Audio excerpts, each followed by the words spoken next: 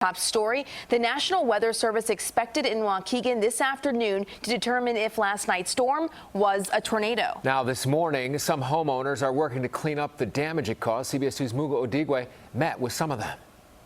I want to show you just how intense this storm was. Take a look at this gap out here. There was once a fence out here. Where is it?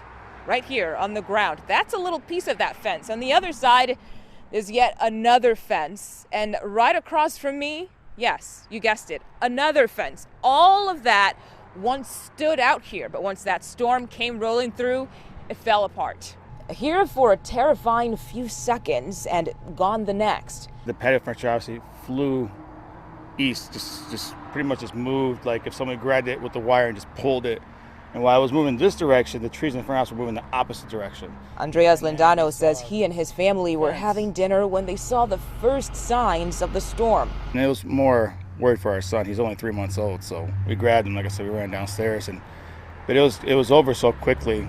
This is what it left behind: shattered glass from their patio furniture and a fence split in multiple pieces.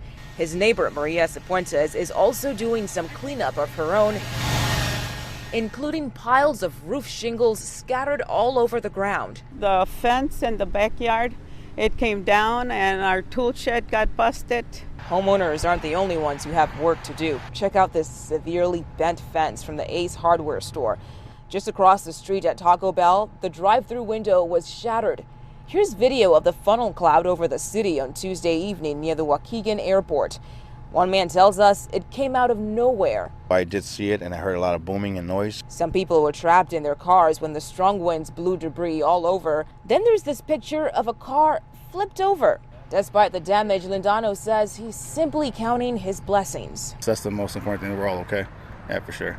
The National Weather Service says there is only one minor injury from the storm. So, of course, the main focus today, especially for homeowners, is cleanup and repairs. In Waukegan, Mugo Odigwe, CBS 2 News.